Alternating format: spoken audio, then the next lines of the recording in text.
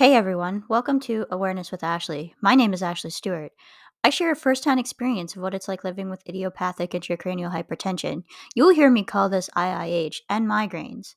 I use my own experience to share what living with IIH and migraines is really like. Hello everyone, and welcome to this week's podcast. The quote today is, "If opening your eyes or getting out of bed or holding a spoon or combing your hair is the daunting Mount Everest you climb today, that is okay." This is by Carmen Ambrosio.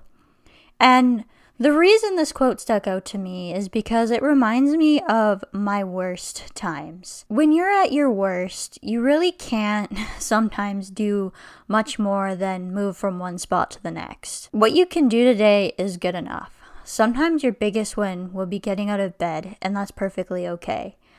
I remember when I was at my worst, I would feel good just getting out of bed and then moving a floor to the couch. It felt like that was sometimes the biggest win out of the day.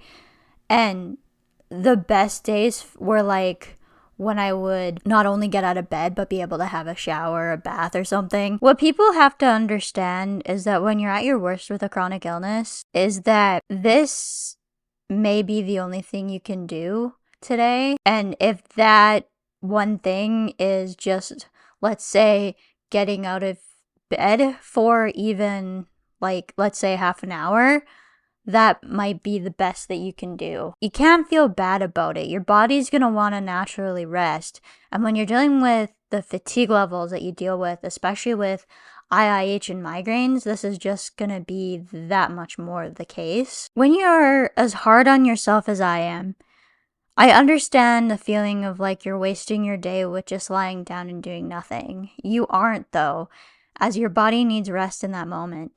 Part of this is societal pressure, especially when you're younger.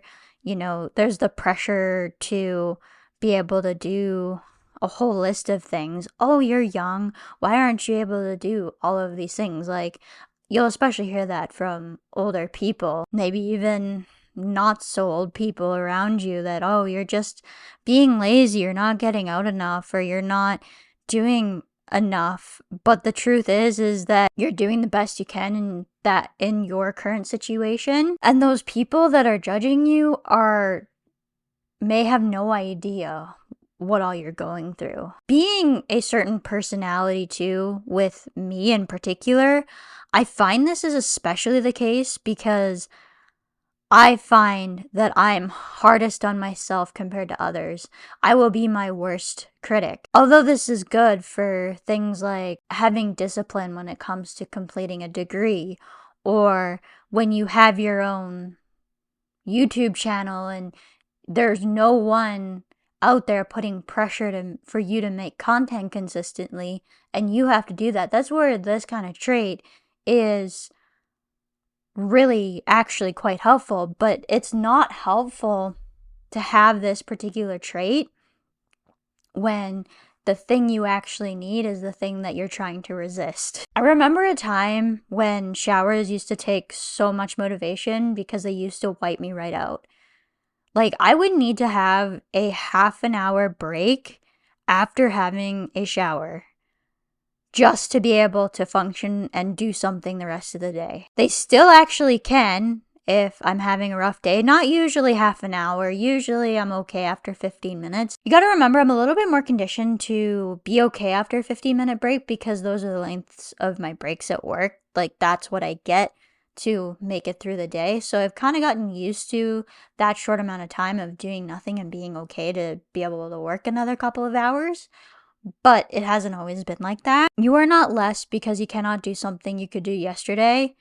And same as that, just because you can do what you can today, you may not have that same success tomorrow. Like, I find that there's kind of a period with chronic illness when you kind of think you found something that might be helping, whether that's a lifestyle factor or whether that's a medication, sometimes a combination of both, where particularly there's this kind of phase where you might get away with doing something today, but then circumstances change and you won't be able to do it tomorrow. And along with those lines, you may have done something yesterday that you thought was going to cause problems that you end up being okay. And unfortunately, a lot of it is trial and error. I had days when at my worst where I felt like getting to the couch to rest was a huge accomplishment, and getting up to do a puzzle for 1 or 2 hours meant an active day. That's actually why I started actually doing puzzles. I did puzzles so that I wasn't just lying down all the time, and it would increase my endurance a little bit when it came to those other things. I did the puzzles when I was the most sick. It kind of got me off the couch because I was getting bored. Like, there's only so much TV shows and movies you can watch before you're like, I've had enough of this, I want to do something else. So the puzzles were a great distraction, or not even distraction, but just something to do. I really don't miss the fatigue I used to have, and I still have on certain days and to a certain degree, but I have learned how to function with it now. Some levels of fatigue are just not okay to live with, and to be expected to function like that, the normal population couldn't do it, and this should apply to people with chronic illness as well. One of the most misunderstood things, I think, is actually chronic fatigue and living with chronic fatigue. Not necessarily chronic fatigue syndrome, but maybe you can make an argument with that. But any chronic illness that involves a particular aspect of chronic fatigue, I think is just very much misunderstood, in particular on what it's like living with a high level of fatigue. Now, my fatigue levels aren't, I would say, high anymore, but they're at still a certain level that I do have to be careful. And so what that means is I've kind of learned what my limitations are, and I have now found out what those limitations are, and I try to avoid those issues, as well as I do have my certain lifestyle factors that keeping consistent sleep and routine as best as I can, and having a very consistent type of shift is also very handy. Actually, I'm less tired, I think, this summer because I've been so much more consistent, and I've been able to be so much more consistent with this particular part of my life. It's been a huge, huge thing. Now, I struggled with certain types of switching shifts on my body before I ever had IIH. So that isn't exactly surprising that my body would respond negatively to that, but it just seems like it's so much better having a consistent schedule now. If normal people couldn't function, which I know they couldn't, they'd complain as much as what we do, then we shouldn't be expected to just deal with it because it's been going on for an extended period of time. I don't understand how that's fair. I don't think it's fair. And people need to understand that that's not okay, basically. People need to understand that some things will last a long time until you get used to and can find out how you can function. But some people need to understand that because there's no cure for a lot of these things, that there's no getting around it. Like, it's something that you're gonna have to be dealing with for a while. Some of this could be made extra hard because of the mind that will force you to slow down too. Like, so what I'm trying to say here is when you get sick and aren't feeling well, your mind and that particular part of you will make you slow down because it thinks, oh, you're just tired. You need to rest. Like, it's time to rest. If you're wanting to improve some of this long term, though, because despite the fact that your body is thinking short term, if it gets rest, it'll be okay, which isn't the case. So it's expecting you to be slower because you're not feeling well. So it thinks you'll get better with time. Then eventually you do kind of have to push yourself a little bit to a certain degree if you want to break this a little bit to tell your mind, this is possible. We just need to do it a little bit differently. I have found slight pushes against what my body desired has been necessary. But it's a delicate balance between not pushing too far and causing that dreaded feedback loop, the overdoing it feedback loop, and trying to condition your body that you're actually fine and can handle more than you think. So remember that feedback loop that I've talked about in the past? For those of you who are listening on the podcast right now, You can find my podcast in video form on my locals page for local supporters. It is $2.99 a month.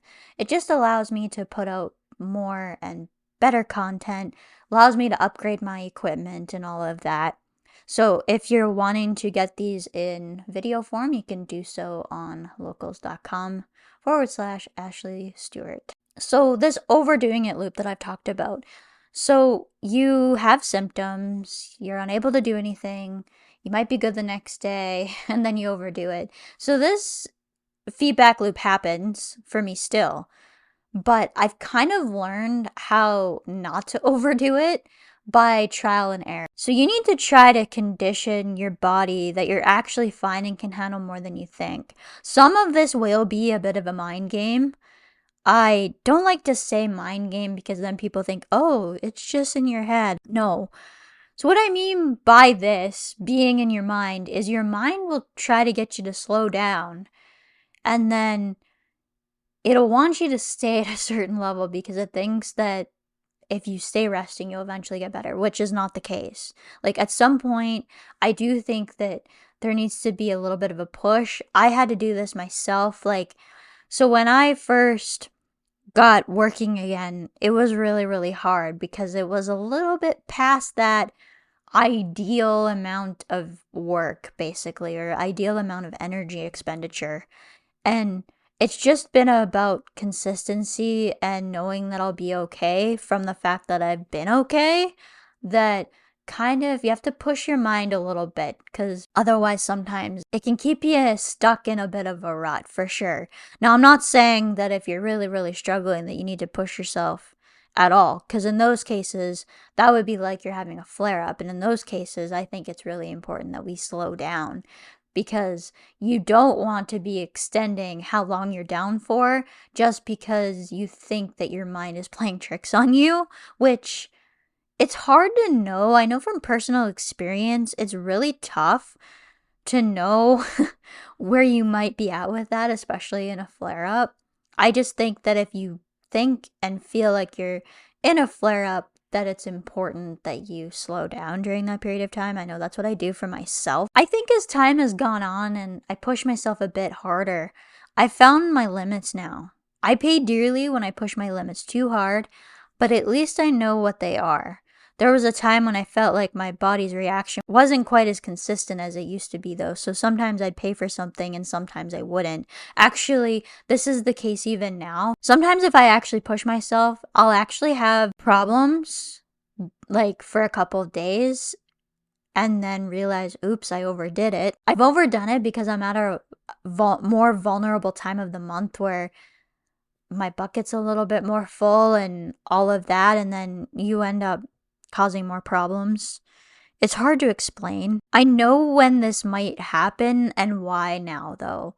So, because I kind of know what I need from myself and have been through the same kind of consistent schedule, I know that if I'm working, I'm probably not going to be able to do much else. I can usually get away with filming podcasts, though, after a shorter day, or I can do something on my day off. That's okay. Even still, like, that's why sometimes there's a lack of content because I haven't found a spot where I can confidently feel like I'm not pushing myself too hard. It's been about trial and error and figuring out and finding out what might do push it too far. And generally, like, I really feel like a lot of this finding out is from accidentally pushing too hard and then only keeping it to like one or two things that I've done extra and then going, yeah, probably shouldn't be doing this particular thing with that particular thing, if that makes any sense. I know because of my limited energy that I can't go to work and come home and weed the garden. I mean, those are kind of obvious ones. But let's say that I'm going to work, have a crazy busy day, and then want to come and film a video or something. You would think that's almost pushing myself too hard, but I find it's generally not. If it's a shorter day, I can get away with it. I would never even try to do it on a full day. I've done that before in the past and I have experienced exhaustion afterwards. So that is where I've kind of gone, okay, I can get away with it when I have this particular schedule, but when I have the other schedule, I got to do it on a different day. It's okay if you still have some days where you can barely move and others that you seem fairly normal. This journey is filled with ups and downs. I've just stopped caring and let people judge me how they'd like to. I think people need to realize that if they're judging you, it's because of their own insecurities.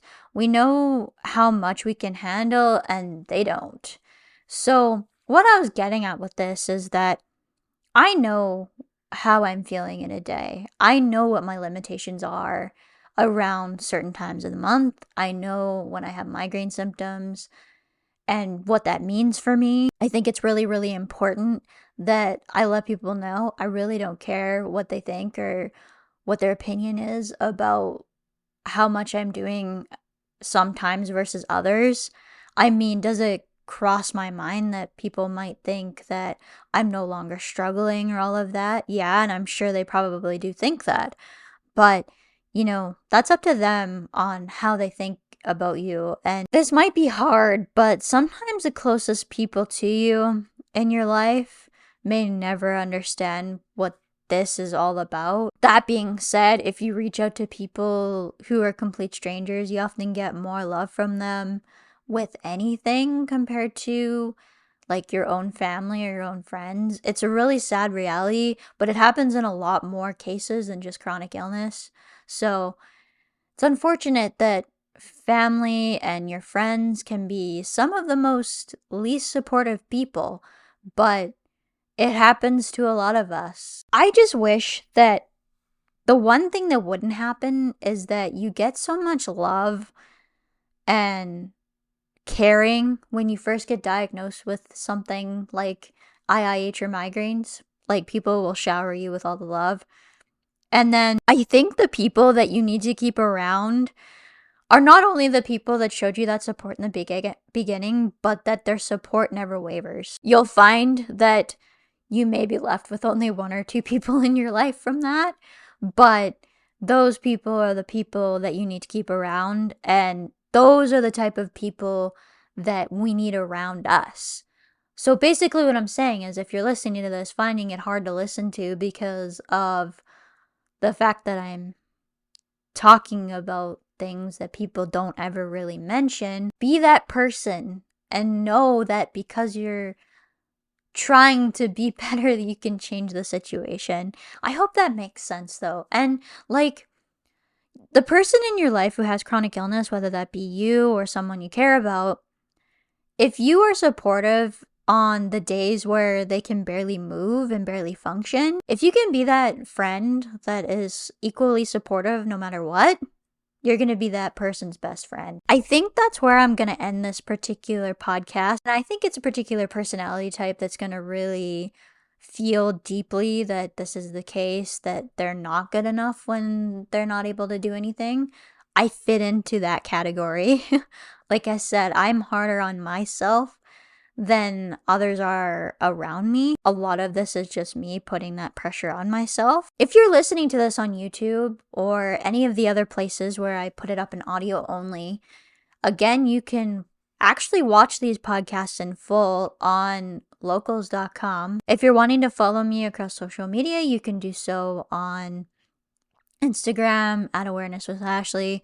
Same on TikTok at Awareness with Ashley. I'm actually now on Threads as well at Awareness with Ashley. Facebook and YouTube at Ashley Stewart. If you're listening to this on the podcast, please subscribe and leave a review. It just helps us get the podcast out there. And I hope you guys have enjoyed this one. I know I enjoyed talking about this topic to the best of my ability. And please know that you are not alone if you especially relate to this quote. I remember being at my worst of times and just, I would have loved to have seen this quote a lot sooner than what I have. I don't know if it would have changed my mindset, but I know that it would have made me feel better, a bit better in the moment. A lot of this is just, you just adjust and you learn to accept your situation with time. Like I said, some of this loss of what you can do and how you can function does go through a pretty significant grieving process. With that, thanks for listening or watching, and I hope to see you next week. Bye, everyone. If you enjoyed this podcast, please consider subscribing and leaving a review on your favorite podcasting app. It really helps get the show out there. Hope to see you again next week for our next episode. Bye, everyone.